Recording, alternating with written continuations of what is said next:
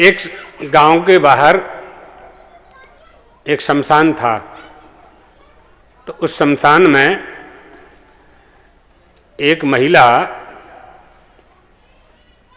मांस पका रही थी। तो किसी पशु के मस्तक की खोपड़ी का बर्तन बना करके और किसी जानवर का मांस पका रही थी और उस मांस को उसने कुत्ते के चमड़े से ढांक रखा था। वहां से एक महानुभाव निकले तो उन्होंने कहा कि एक तो तू खुद मांस भक्षण करने वाली है, अपवित्र है, और शमशान अपवित्र है,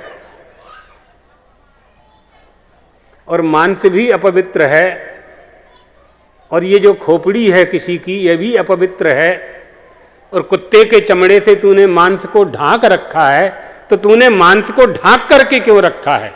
अपवित्र मांस को ढांक करके क्यों रखा है? नृकपाले तु चांडाली। तो उसने बहुत अच्छा उत्तर दिया। उसने कहा कि महानुभाव, यहाँ ये जो शमशान है, इस शमशान से किसानों के खेत लगे हुए हैं। तो मैंने इस मांस को इसलिए ढांक करके रखा है कि कोई ऐसा किसान यहाँ से निकल गया और जिसने गोचर भूमि में कब्जा किया होगा और उसकी नजर मेरे मांस पर पड़ जाएगी तो मेरा मांस अपवित्र हो जाएगा।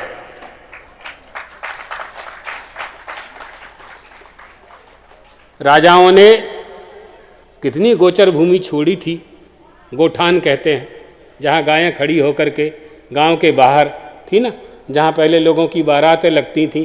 कहाँ फार्म हाउस थे, कहाँ बारात घर थे पहले, कहाँ पार्टी प्लाट थे, वहीं शादियाँ होती थी। हाँ, हम 8वीं पढ़ते थे उस समय हमने देखा गांव की बारात कहाँ, आम के झाड़ के नीचे बारात लगती थी, वहीं गायें खड़ी होती थी, पूरे गांव की गायें वहाँ खड़ी होती थी। वहाँ तमाम झोपड़ी बन गई। अब गोचर भूमि के ऊपर बड़े बड़े मकान, दुकान, कारखाने बन गए, गाय कहाँ खड़ी हो?